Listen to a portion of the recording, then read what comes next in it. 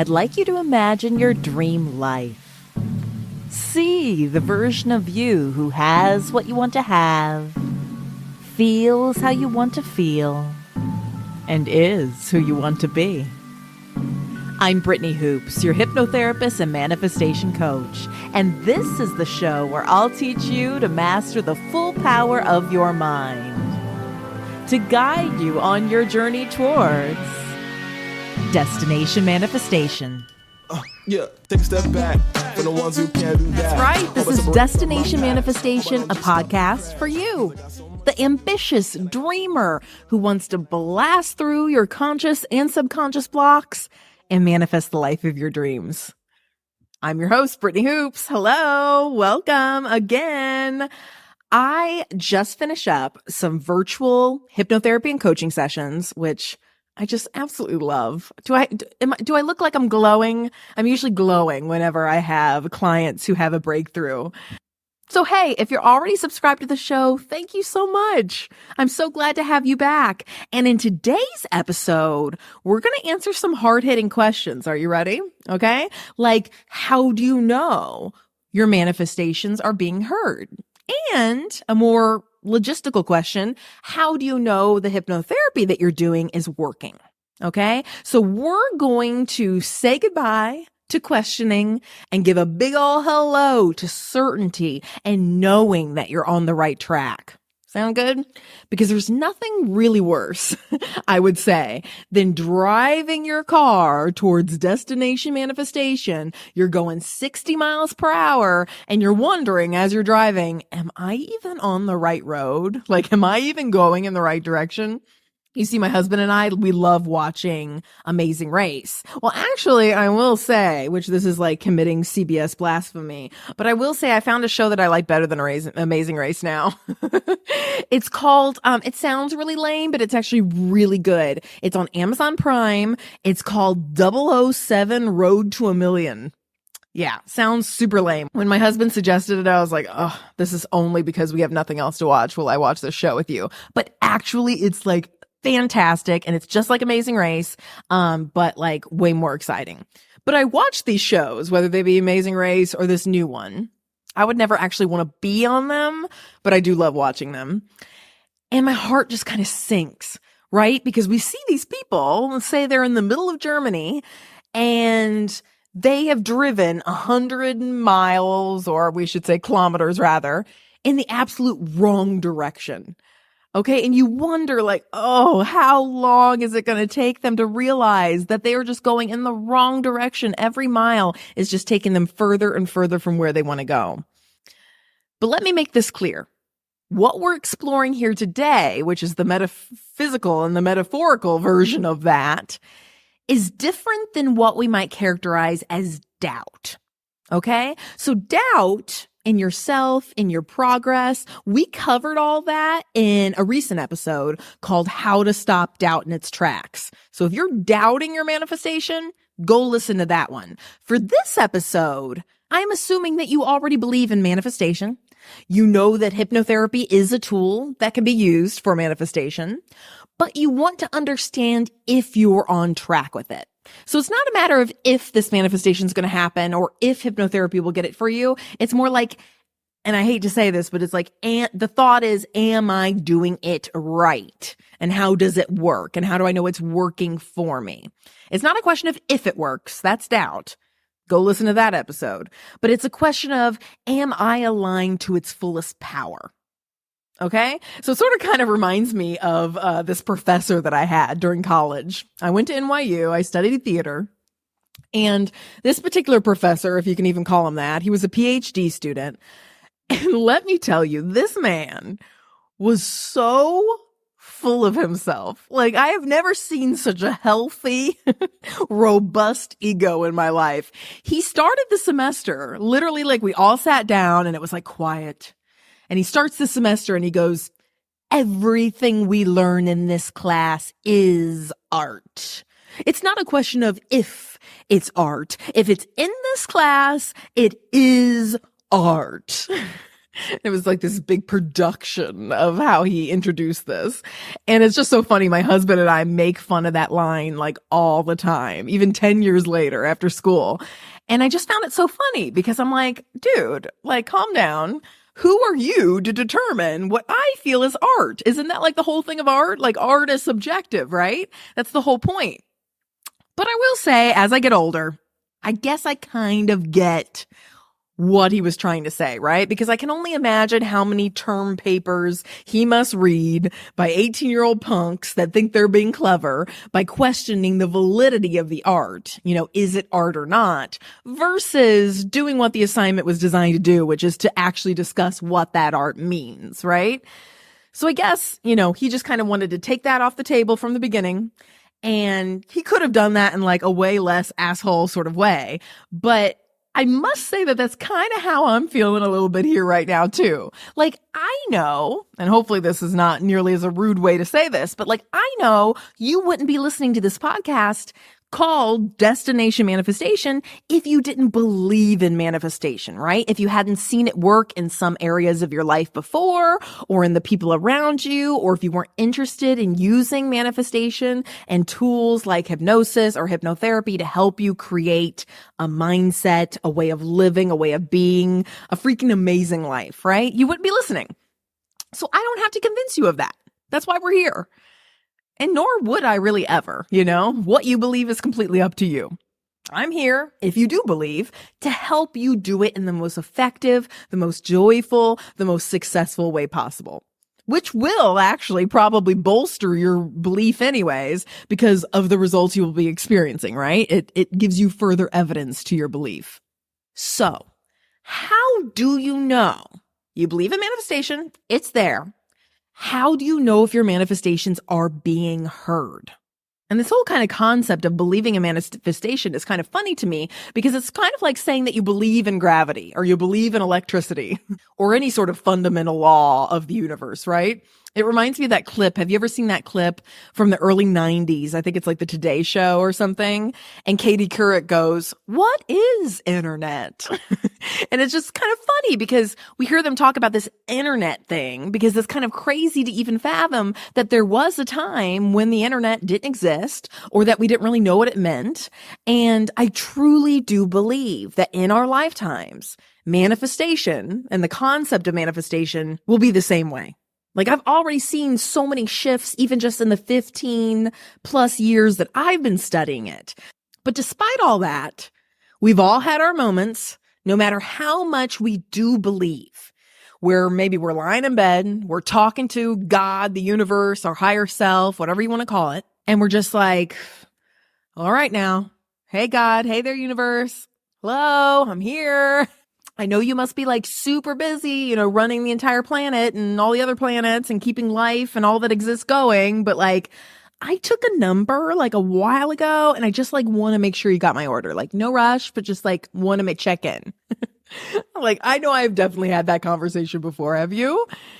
And wouldn't that be kind of amazing if there was some sort of tracking system on our manifestations, right? Like, you have that desire. That's almost like you placing the order. And then you get your nice little email confirmation with, you know, a tracking number, and you can watch the little progress bar and you can check in on it whenever you want just to make sure like it's good, it's there, it's coming. But I'm actually here to tell you today that a version of that, what I just described, kind of already exists. You just need to know how to read the signs to know if you're on track. And that's how we know if our manifestations are being heard. We look for, we listen for, and we are open to, that's the key, to the signs. Because the moment you have a desire in your heart, you don't even have to say it out loud. It could just be a conscious or even a subconscious dream in your mind. The universe answers like that. It's instant. It exists in the quantum field. The energy is then summoned to that desire, and it exists energetically for us. I like to think of it as kind of like one of those old coloring pages in a coloring book where there's connect the dots. And so you turn the page and boom, there are all the dots. They exist. They're there. The universe have delivered all the parts and pieces. But you look at the page and you're like, what is this? Like, I don't see anything here. It just looks like a bunch of dots on a page. It doesn't look like anything at all. And so we have to use our mind, our brain, to recognize what we need to do to connect those dots. And then we need to physically pick up our pencil or our crayon or whatever, and we have to physically move our body, take action to connect those dots so that we can see the picture. So the picture will manifest there before us. And manifestation is the exact same way. Okay, the universe delivers the dots, the energy of what we desire, and then we need to use our brain, our thoughts, and our beliefs to tune into the desire. And then when we're feeling good and we're feeling capable of this desire, when we believe in it, that's when we start taking the necessary actions to create. This is when our thoughts become things. So what happens when, let's say, you're halfway through that connect the dot process and you're wondering, like, am I on the right track? And that's when signs become super fun and super helpful. They're synchronicities. They're coincidences. They're fun little Easter eggs that the universe seems to say, like, yep, here you go. You're on the right track. Keep going. And they can come in all different shapes and sizes. I think I've talked about this on past podcast episodes before. Maybe it's a rainbow. Maybe it's seeing a feather on the ground. Or maybe it's something like super specific to you. Those are kind of like the most fun. I've been experiencing a lot of them recently, which I love hearing stories about this. So I'm going to share mine with you guys. So I love, and I highly recommend that you do this too. This is a big manifestation hack. I love incorporating AI and AI imagery into helping with my manifestations. So here's how I use it. It's really fun and it's a really powerful way to use this technology to assist you in manifesting.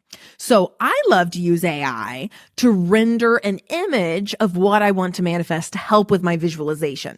So this is especially good for anyone who has trouble visualizing. I would definitely also recommend that you check out an episode that we talked a lot about this. It's my interview with Michael Bruner of BB24. I highly recommend that you check out that episode if you have trouble visualizing, because I give you a lot of tips and tricks there. But I found this AI app. I think it's called Remini, and it creates these photorealistic pictures of what your child would look like if you put your and your partner's face into it, right? And so I'm like, yes, I'm manifesting a baby. This will be awesome. I can see what my baby that I'm manifesting will look like. And let me tell you, I've done that technology before, like many, many, many years ago, and it is rapidly improved. This child actually looked like a child now, as opposed to like a messy Photoshop like mess or whatever, right? It's spectacular. It's spot on. Like it looked like an exact mix of me and my husband, which was like so cool to see. And so I save those pictures and I keep those pictures on my phone in this special album, and I look at them and I just like feel so happy. Like I feel like a mom who's just looking at pictures of her baby. Like it's fun. And so I do this as a manifestation exercise to get on the same vibrational wavelength as being a mother. That's what I would do when I'm a mom. So let's do it here now, acting as if you have what you already desire. It's amazing. Well, I would say a few days later after doing that, I open up Instagram and I also follow all these cute baby theme page accounts, which is another manifestation hack that I suggest. Whatever you want to manifest, whether it be a vacation, a dream job, a baby, like in my case, follow Instagram pages that post a lot about these things that you want to manifest so that it can continually come up on your feed, right? You want it to be a part of your life, and the imagery is really powerful.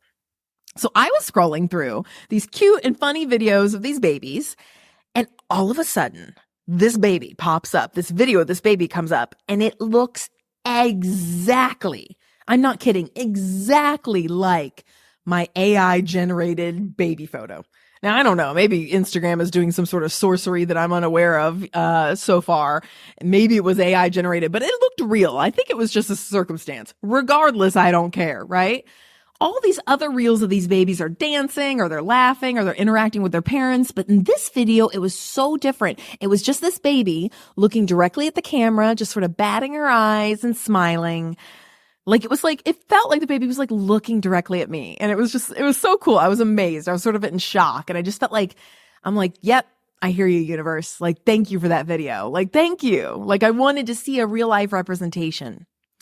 And so all this is to say, notice the signs. Okay, those things that just seem to line up in perfect, beautiful ways, it's the universe starting to show you that picture.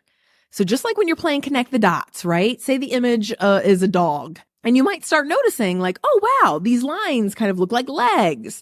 You might start to see aspects or parts of that image starting to form. And so that's how you know you're on the right track, when it's starting to come together and these signs are that way.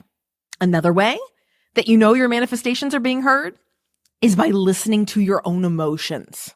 So we've talked about doing this before, and here we've talked about sort of looking outward for signs. Now it's about looking inwards at your own emotions, your own feelings. So here's the thing, and I not many people say this, but I'm just going to be frank with you, okay? The universe is what us physical beings might consider a little stubborn. Okay. Actually, the universe is not a little stubborn. God, the universe, your higher power, it's a bit of a know-it-all. And I guess that kind of, it's earned that right. It does know all. It is all that is. And I think it's gotten to its head a little bit. Okay. It is so certain of your desires that it doesn't even bother with messing with negative emotions about them. Like, why bother? Like, why feel bad about something when it absolutely 100% knows? Like, there's no reason to, right? They know that those worries are false. So instead, we humans are kind of designed with this internal compass within us, this sixth sense, right? The system that is actually very easy to use, even though we misuse it all the time. It's our emotions. And here's how it works. This compass, the closer we are to our desires, the more we believe in the truth of them, the more we are in alignment with how the universe feels about them. The better we feel and the more positive emotions we end up feeling. So when we feel that positive emotion, it's a sign that yes, you're very close. You're lined up. It's coming your way. So anytime we're a vibrational match to our higher power, God, the universe, when we feel like they do about our manifestations, we match and we feel good. But it also goes the other way too. Anytime we feel any negative emotion, that means we're no longer a match. It means we're no longer allowing this thing that we want to manifest into our lives. It's the signal, it's the alarm to us, like, hey, you've gone off course. I think Abraham Hicks uses the analogy of those kind of like little bumper things on the side of the road. Like, it's like, do-do, do-do, do-do, do-do. It's supposed to wake you up. It's supposed to let you know, like, hey, you're off track from your manifestations because you're not feeling good about them. And here's the kicker. If you're asking the question, have my manifestations been heard? You're most likely not a vibrational match. If you were feeling love, if you were feeling joy, contentment, you probably wouldn't be asking that question, right? And it kind of reminds me of this game. I don't know if you've ever played this game at a carnival before. You have a racehorse that you're assigned, and you have a water gun. And the goal is to shoot your water gun at the bullseye, because whenever you hit the bullseye, your little horse is going to gallop forward. But anytime that you're not on that bullseye, anytime you're askew and you're firing your water somewhere else, your horse is going to stop. And that's how manifestations and our emotions work. When you feel good, when you're in an energetic match to the universe and to your desires, your water is firing off at the bullseye and your manifestation is just galloping towards you, just like that horse, right? But anytime you feel bad or you ask, has my manifestation been heard yet? That's just like purposely pointing your water gun off to the side. It's off the bullseye and your horse just stops dead in its tracks. It doesn't move you towards what you want. The thing still exists. Like, there's still a finish line where your manifestation exists. You're just not getting any closer to it. You're stopping. So use this internal compass that you are built with. Use your emotions to tell you if you're pointed at the bullseye or if you're pointed off of it. If you're allowing your manifestations to gallop on in your experience, or if you're keeping them separate from you. Because you know what happens when you keep that water stream on that bullseye long enough, right? Your little horse makes it all the way across the game. The bell rings and then, woo, you win a prize, right? Maybe it's a big stuffed animal or a bike or it's whatever you want to manifest. That's what you get. You win your manifestation and you don't even need any tickets. Okay? No tickets required. That's how it works. Here's another thing to think. When you ask yourself the question, no manifestation, the instructions you're giving your brain is no manifestation. That's what you manifest. No manifestation, or looking more for your manifestation, more of where is it? Your thoughts are the instructions that you send the universe. So no manifestation equals no manifestation. So how do we manifest then? We have to believe in it first. And this is so backwards to what we're generally taught, which is why most of the time, if you follow general advice, it doesn't work. That's why so many people are so miserable. So here's something that I find that can help you with your belief. If you've been questioning, where is my manifestation? It just means that you aren't focusing on where you need to focus on. And that's okay. It just means that you've been firing off the gun to the wrong area. No, you got to get back on the bullseye. That's it. You need to refocus. So for a lot of us, especially those of us who are goal-getters, we're ambitious people, we have lots of dreams, this waiting and this trusting can feel off. It can feel counterintuitive. It can feel like we're not doing enough, right? And it's funny, I am definitely that way. Like, I am a very proactive person. Like, and that's one of the qualities that I value most in myself is that I never give up. I truly never give up, like, to like an insane degree. I refuse. I'm not a procrastinator. I take action on things. I'm not afraid to do and to create things. Whereas my husband, on the other hand, he's kind of my perfect complement, right? He's so much more laid back. He goes with the flow. But let's say sometimes, this could work for you and against you, right? Let's say sometimes there's a problem solving issue. His attitude will be, well, they said it isn't possible. So, oh well, we can't do it. And I'll be like, well, did you ask them this? Did you call 4 other companies? Did you brainstorm this? Did you do this? Like, did you email? Blah, blah, blah. Like, I come up with all these solutions, right? Because I don't give up. Whereas he kind of gives up the moment that there's like one hiccup. And this isn't true for everything, but like as a general rule, right? But I will say his type of personality does so much better when it comes to waiting and trusting. Like, he just knows we're going to be parents. Like, his belief has never wavered. And thank God, because if his belief was wavering, that would make it way harder on mine. But he doesn't waver. He's not uncomfortable in this in-between time, right?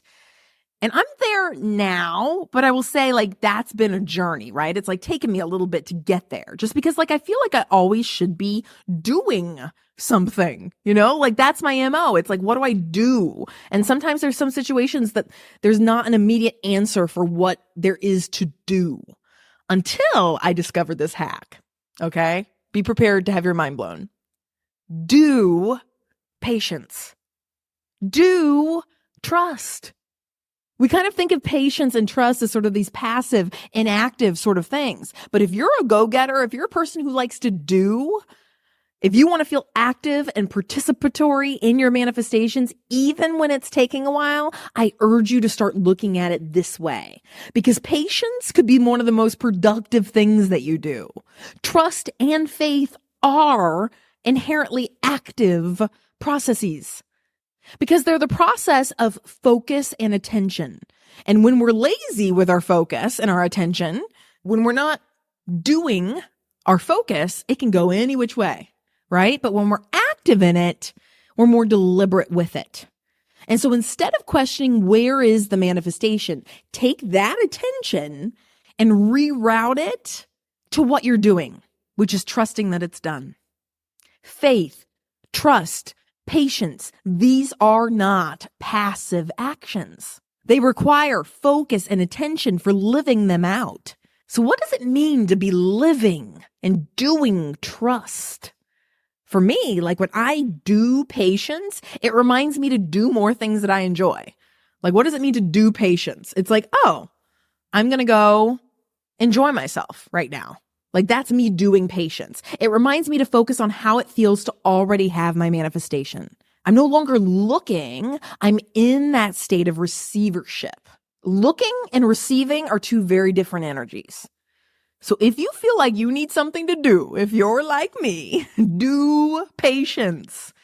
And it's now kind of become a joke in our house. Like anytime my attention starts to slip back into questioning or frustration, because it will occasionally, like it's part of the human experience, I just kind of say, all right, I'm doing patience, and we kind of laugh.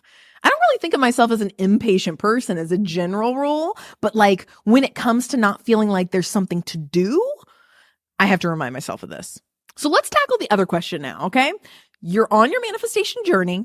You've decided to explore hypnotherapy as a tool to align your energies. That's what it can be used for, to clear any limiting beliefs, to harness your focus back towards what you desire, to create that habit of refocusing. How do you know that your hypnotherapy is working? Now, I love this question because, obviously this is what I do for a living, right? Like I mentioned before, I'm a certified hypnotherapist and life coach. And I've had clients who ask me, like, how do I know it will be working? Like, what do I look for? And I like to ask them these things. Do you believe it will work? Ask yourself that question. Do you believe it will work? Seriously, this is a super valid question. It actually came up for me in a one-on-one session that I had earlier today.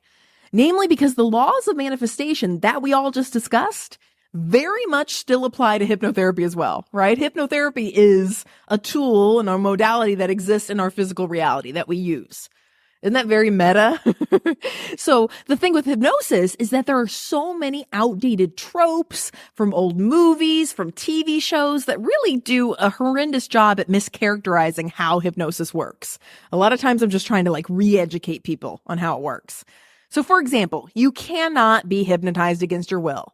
No matter how many blockbuster hits seem to suggest that it isn't that exciting. It doesn't work that way. It's not possible.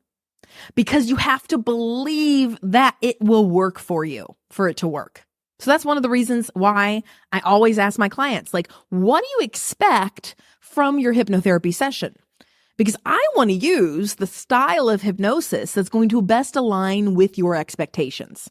Because your expectations fuel your beliefs. So if someone doesn't believe that hypnosis will work for them, they're going to have a lot of resistance, which will make it far harder, if not impossible, to be hypnotized. And then, of course, they say, see, that didn't work. And then I say, no, you just manifested exactly what you believe, which is the core tenet of manifestation. You didn't think it would work, so you manifested it not working. That's how manifestation works.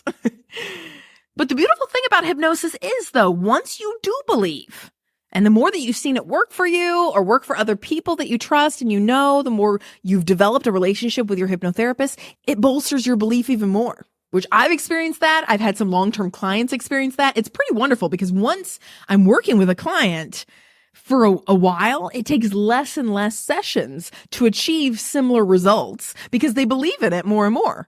Like for me, when I see my hypnotherapist, it's like a couple sessions and I'm done. Like I don't need very much more than that because I believe in hypnotherapy. I know that it works. I see it every day. It works every day for me. My belief has gotten stronger and stronger and stronger as I practice it.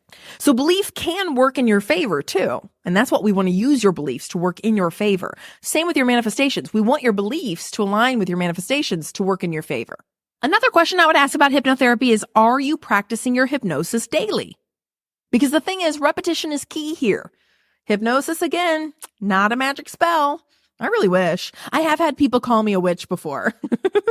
I got a DM where somebody told me that they thought I was a witch. And that was kind of funny. And I kind of, was like, oh man, I kind of wish I was a witch. That would make my job a whole lot easier. But this is kind of when we get into like the neuroscientific understanding behind how hypnotherapy works, right? Are you listening to your hypnosis recordings daily? It's just kind of like taking medicine or working out with a personal trainer. Repetition is key. You got to do the things to get the results. And so with hypnosis, we're building new neural pathways within the brain. And those are built just purely through repetition. Does this mean that you have to do a one-on-one session every day? No, I would say that those are kind of like your big up levels, right? Your deepest sessions. I usually recommend doing those bi-weekly. And if you really want to see some progress, like quickly, I would do weekly sessions. But I do make sure that all my clients that I work with have their own custom hypnosis recording that I write for them if they opt into my 6-session bundle. And there's also a self-hypnosis recording that I provide all my clients that work with me. So you have recordings, and it's those recordings that I highly suggest that you listen to every night or every morning when you wake up. Again, hypnosis is not a magic spell, even though that would be really cool, and I'd love to be a witch.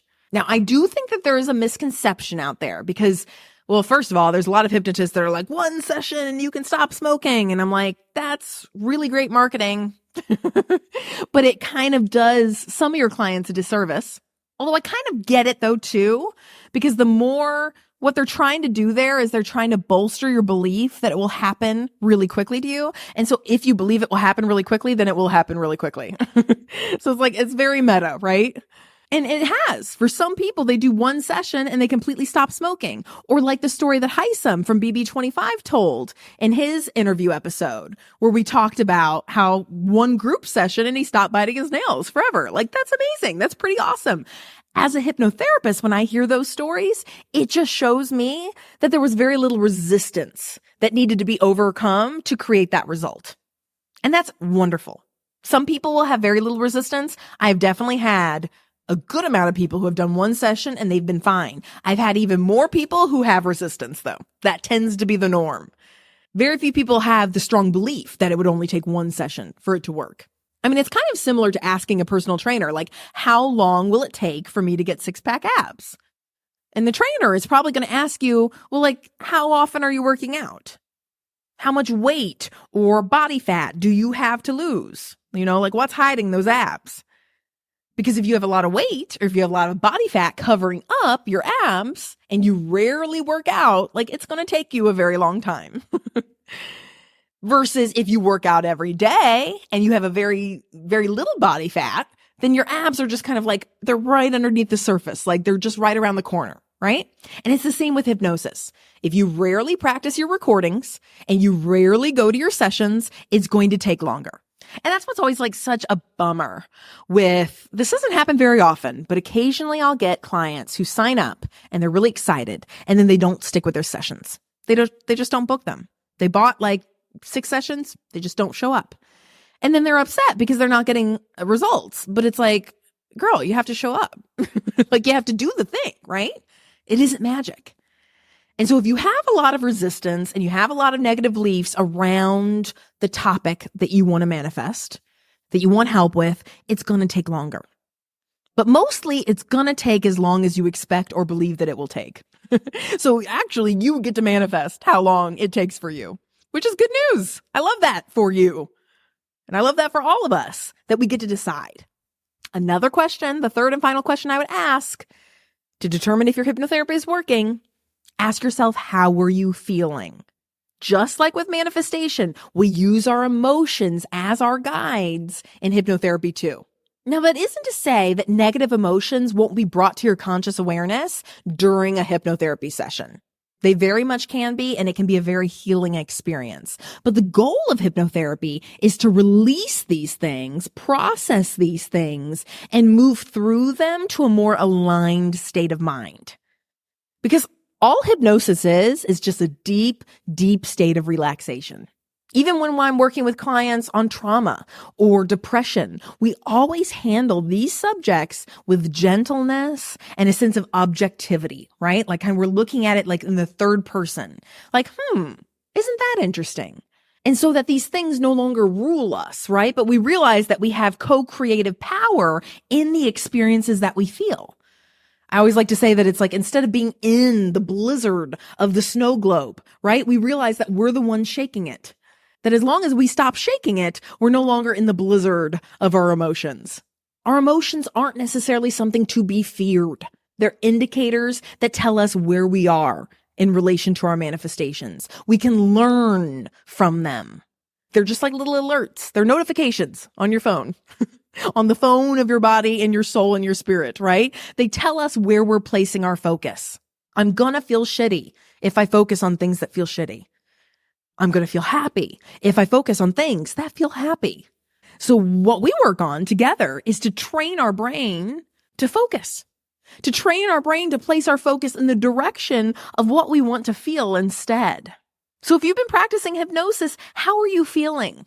One of the goals of every session is to practice shifting our focus and giving those instructions to our brain so we can create the habit of that. Now, immediately after a session, you might feel a whole sort of mix of feelings, and that's perfectly normal and okay. I really consider hypnosis a retroactive process because how you know how deeply you were hypnotized is how you feel in the following days afterwards. You might feel elated and full of joy directly after, or you might feel a little bit more tender and in tune with kind of a whole array of emotions. We consider hypnosis to be that retroactive experience. So I always tell my clients to allow themselves some time and some grace to integrate everything from the session. I recommend that you give yourself at least kind of 4 days in between one-on-one sessions, and you can use your recordings in between, and then see how you feel then. And I would say nearly all of my clients report feeling like 10 times better within a few days after they've sort of settled, after they've integrated things, after they've had those aha moments. They've given their brain some time to adapt to this new way of focusing their attention. Why do they feel better? Because we're training their brain to focus on beliefs that do feel good to them. Because remember, our thoughts create our emotions. And in hypnotherapy, all we're doing is training your brain to focus on thoughts that feel good to you so that you feel good emotions. And when you feel good emotions, you know you're aligned with your manifestations. See, it's just like, oh, it works so beautifully.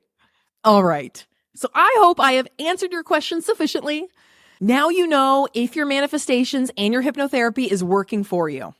And I just want to thank you, travelers, for joining us here today.